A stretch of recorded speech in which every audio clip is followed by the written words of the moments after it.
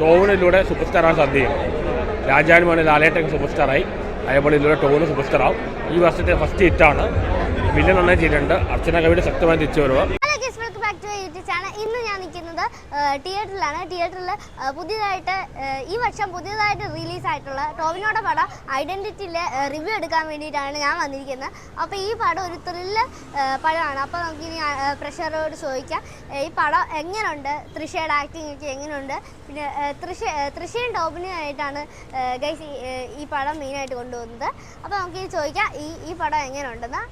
ഉഗ്രം മൂവി മാർക്കോടെ അതേ ലെവൽ വരുന്നുണ്ട്. ഇത്ര പിരീഡ് അയച്ചില്ല. ടോവിനോടെ കിട്ടുന്ന പെർഫോമൻസാണ്.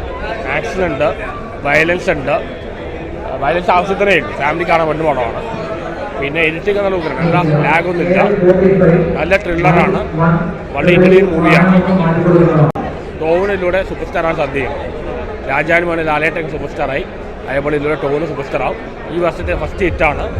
വില്ലൻ നന്നായി ചെയ്തിട്ടുണ്ട്. അർച്ചന കവിയുടെ ശക്തമായി തിരിച്ചു വരുക. തൃശ്ശ ചെയ്തിട്ടുണ്ട്, സംവിധാനം ചെയ്തിട്ടുണ്ട്, മേജർ രവി, എല്ലാം കൊണ്ട് ഉഗ്ര എൻ്റർടൈൻ, ഒപ്പം മെസ്സേജും ഉണ്ട്.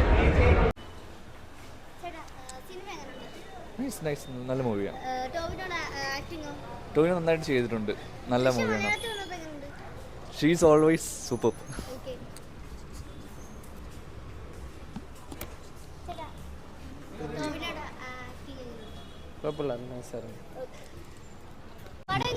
നല്ല പടമായിരുന്നു. കൊള്ളായിരുന്നു. ഡയറക്ഷൻ ഫോറൻസിനെക്കാട്ടിലും എനിക്ക് ഇഷ്ടപ്പെട്ടു. കൊള്ളാം, നല്ല ബാക്ക്ഗ്രൗണ്ട് സ്കോറാണ്, ആ ഫീലൊക്കെ തരുന്നുണ്ട്. കൊള്ളാം, നല്ല പടം.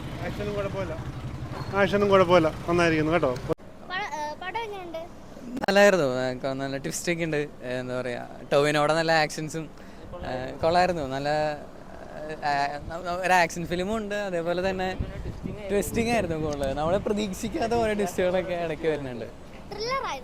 ത്രില്ലർ ആയിരുന്നു. അതെ,